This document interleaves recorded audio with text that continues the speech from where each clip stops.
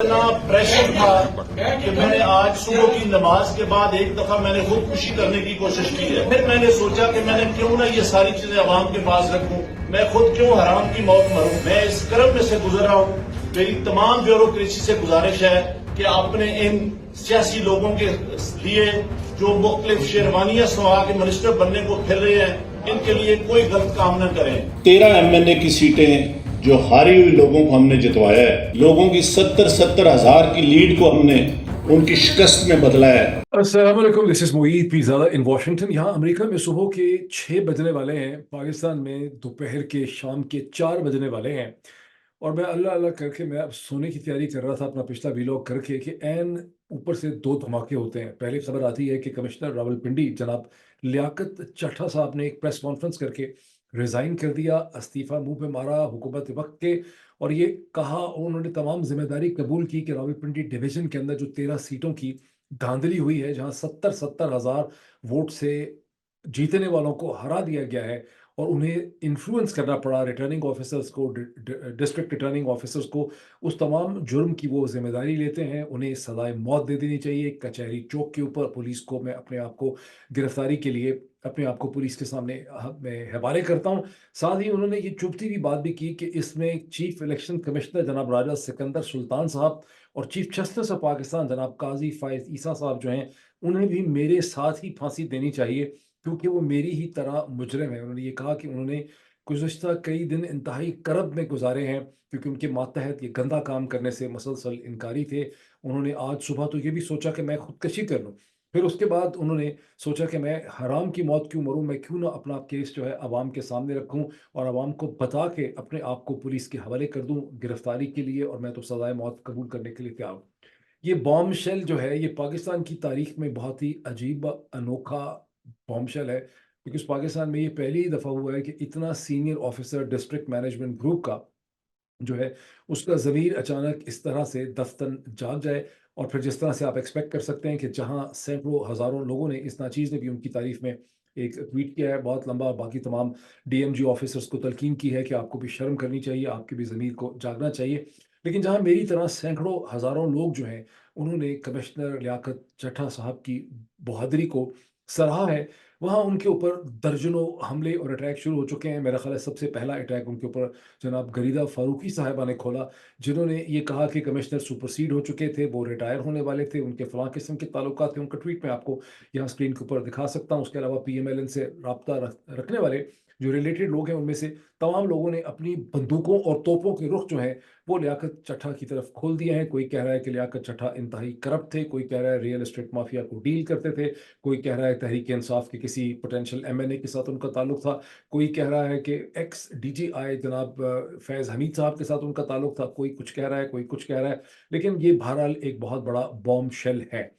अभी इस bomb shell को ठीक तरह से हम एब्जॉर्ब कर ही रहे थे, इसके हवाले से ट्वीट्स को देख ही रहे थे, कि दूसरा बॉम्ब शेल हमें पता चलता है, जब ये पता चलता है कि लाहौर में सलमान अकरम राजा साहब को, पाकिस्तान के डिस्टिंग्विश्ड मोस्ट कॉन्स्टिट्यूशनल एक्सपर्ट, जिन्होंने लाहौर से इलेक्शन जीता और उनके जीते हुए इलेक्शन में ओन चौधरी जैसे अजीब व गरीब किस्म के कैरेक्टर को वहां पर जिता दिया गया, वो जो बिल्कुल एक मजाक था। अब उस सलमान अकरम राजा को लाहौर की पुलिस ने गिरफ्तार कर लिया है।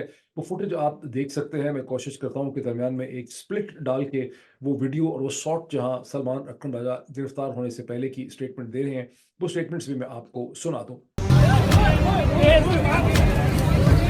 सलमान अकरम राजा को गिरफ्तार करके जो है यहाँ से लेकर चले जा रहे हैं। और उसके बाद सरकार की गिरफ्तारी और सलमान साहब कुछ बोलेंगे, सर कुछ बोलेंगे? देखिए, ये मुझे खैर कानूनी तौर पे गिरफ्तार कर रहे हैं, मैं आवाम के साथ हूँ, हम हक की आवाज बुलंद करते रहेंगे। सर निगरान हुकूमत को क्या कहेंगे?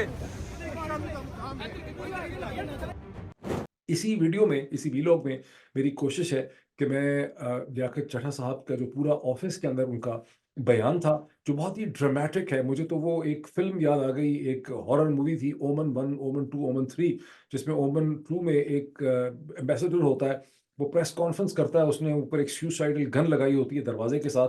जैसे ही दरवाज़ा खुलता है और सारी प्रेस अंदर आती है, गन चलती है और उसको, मतलब वो एक सुसाइड करने का नॉवल तरीका था।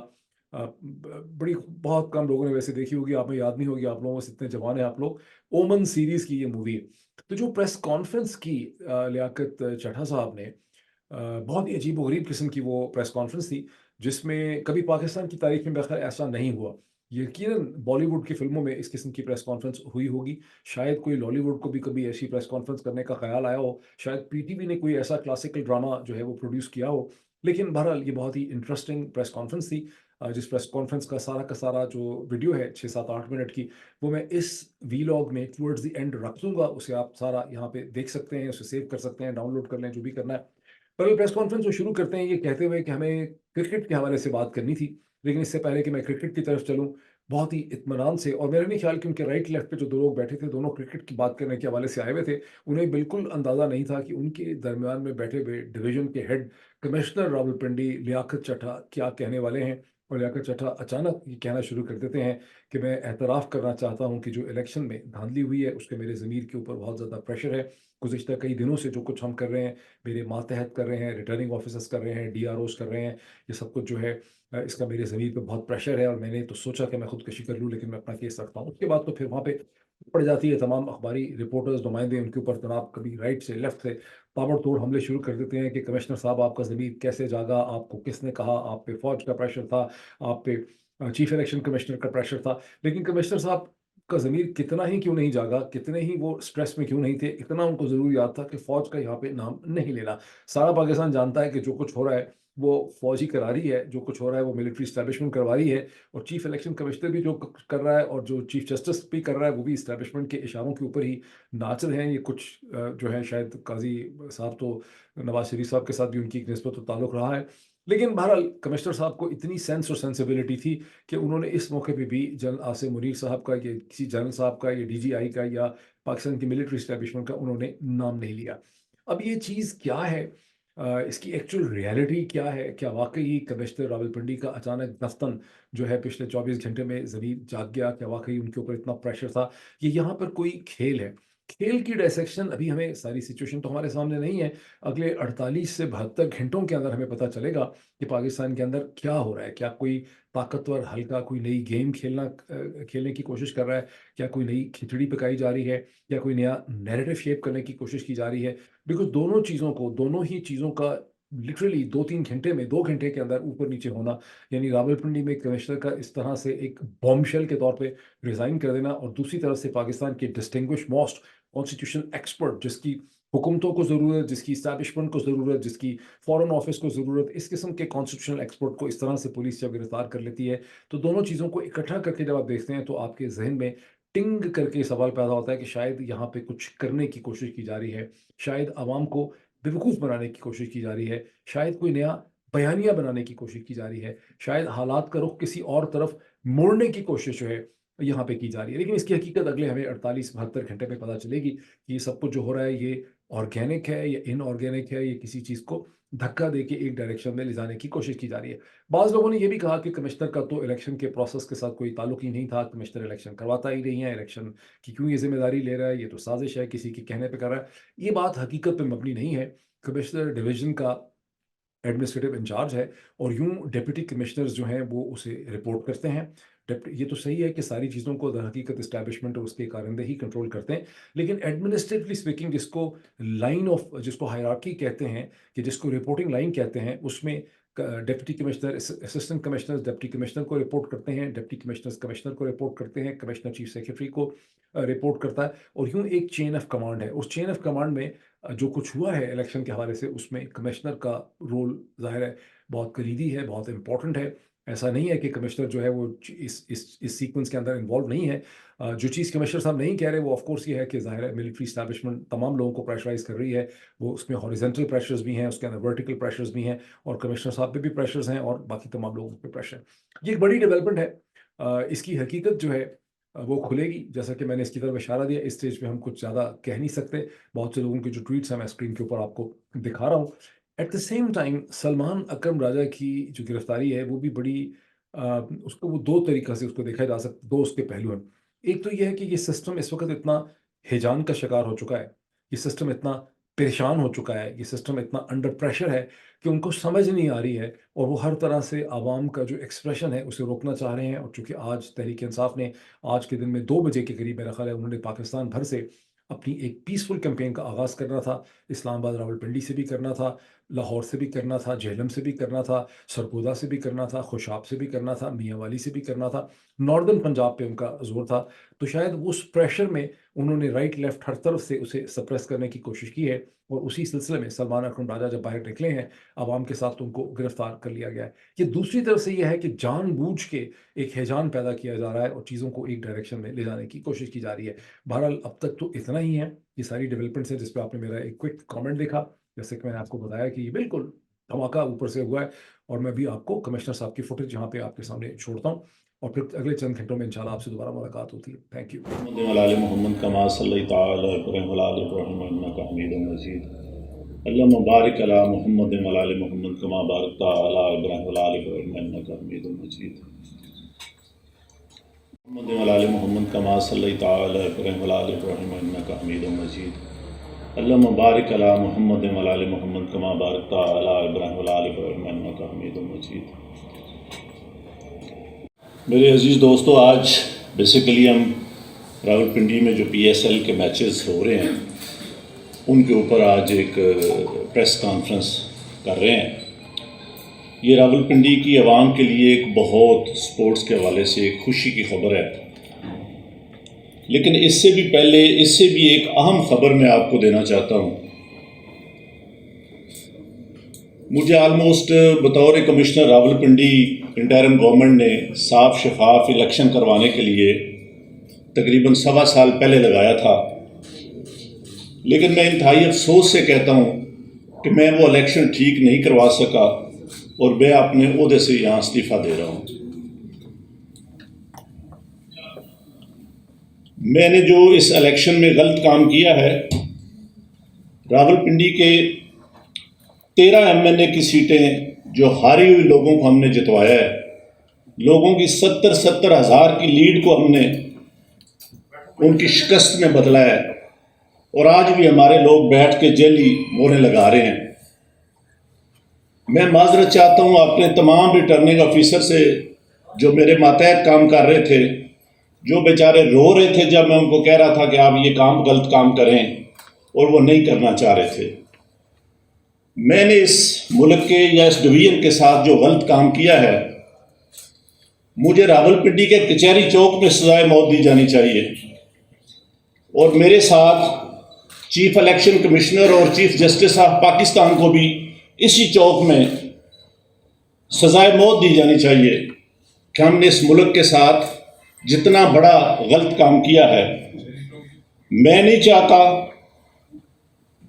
कि मैं 1971 वाली तस्वीर दोबारा देख सकूं। जो काम हमने किया है सोशल मीडिया का और इतना प्रेशर था कि मैंने आज सुबह की नमाज के बाद एक दफा मैंने खुदकुशी करने की कोशिश की है, लेकिन फिर मैंने सोचा कि मैंने क्यों ना ये सारी चीजें अवाम के पास रखूं, मैं खुद क्यों हराम की मौत मरूं और मैं ये सारी चीजें अवाम के सामने क्यों ना रखूं। मैं इस क्रम में से गुजर रहा हूं। मेरी तमाम ब्यूरोक्रेसी से गुजारिश है कि अपने इन सियासी लोगों के लिए जो मुख्तलिफ शेरवानियां सवा के मिनिस्टर बनने को फिर रहे हैं, इनके लिए कोई गलत काम न करें। हम लोग ये काम बर्दाश्त इतना प्रेशर था कि मैंने आज सुबह की नमाज के बाद एक दफा मैंने खुदकुशी करने की कोशिश की है, लेकिन फिर मैंने सोचा कि मैंने क्यों ना ये सारी चीजें अवाम के पास रखूं, मैं खुद क्यों हराम की मौत मरूं और मैं ये सारी चीजें अवाम के सामने क्यों ना रखूं। मैं इस क्रम में से गुजर रहा हूं। मेरी तमाम ब्यूरोक्रेसी से गुजारिश है कि अपने इन सियासी लोगों के लिए जो मुख्तलिफ शेरवानियां सवा के मिनिस्टर बनने को फिर रहे हैं, इनके लिए कोई गलत काम न करें। हम लोग ये काम बर्दाश्त नहीं कर सकते। हसास लोग हैं, बजाय इसके कि हम खुदकुशियां करें, हम आइंदा से इस मुल्क के लिए कोई गलत काम न करें। मेरी सब पूरी ब्यूरोक्रेसी से ये गुजारिश है कि इस कर्ब से, इस मुश्किल से आप इसका अंदाजा नहीं लगा सकते जो ये गलत काम करते हैं कि वो कितने पिंचिंग जिंदगी में से गुजरते हैं। मैं कहता हूँ इससे बहुत बेहतर है कि बंदे को मर जाना चाहिए, बंदे को मौत आ जानी चाहिए। अपने मुल्क के लिए, अपने वतन के लिए, अपने दीन के लिए हमें इतनी बड़ी गद्दारी और बेज़मीरी नहीं करनी चाहिए। साहब ये तो बताएगा कुछ लेकिन किसका प्रेशर डाल रहे थे, ये काम किसने करवाया? बैठ 2 मिनट बैठ यार कोई चीज ऐसी नहीं रहेगी जो मैंने आपको नहीं बताई। मैं अपने तरफ का अपने बोझ उतार रहा हूँ छोटे और भाई, मैं या तो पीछे मैं चाहता हूँ कि मैं सुकून की मौत मरूं। मैं इस तरह की जिंदगी जीना ही नहीं चाहता जो मेरे साथ हुआ है। और जो मैंने जमीन के 13 एमएनए जो हारे हुए थे, 70 हजार की लीड से हारे हुए थे, उन पे जली मोहरें लगा के हमने इनको दिया कि ये शेरवानियां सिलवा के जाके मिनिस्टर बनते फिरें। इतना बड़ा खिलवाड़ हमने किया है। ये फिर वही 1970-71 वाली तरफ हम जा रहे हैं कि मुल्क हमारा कहीं से कहीं जा रहा है और हम यहाँ बैठे क्या कर रहे हैं। जो ओरल चीज है वो तो सामने नहीं आ सकती ना। देखिए, फौज ने इलेक्शन बिल्कुल ठीक करवाए हैं। जो फॉर्म 45 है वो आज भी पूरा है। दोबारा इलेक्शन कराने की भी जरूरत नहीं, सिर्फ फॉर्म 45 ही इकट्ठे कर लें, उसके ऊपर सारे रिजल्ट क्लियर हो जाएंगे। आपको क्या लगता है किस पार्टी के लोगों ने ये जीता है फिर? कमिश्नर साहब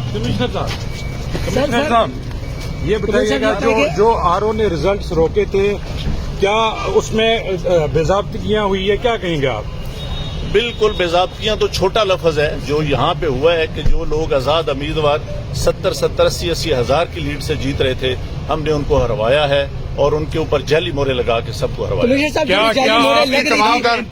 आपने किसी से कहा कि सब कुछ हो रहा है, गलत हो रहा है, इसको रोका जाए? देखिए, मैं ये सारी इस गलतकारी की जिम्मेदारी अपने ऊपर ले रहा हूँ और साथ आपको बता रहा हूँ कि जो चीफ इलेक्शन कमिश्नर है, जो चीफ जस्टिस है, वो भी इस काम में पूरे शरीक है। तो किसके कहने पे सब कुछ होता रहा?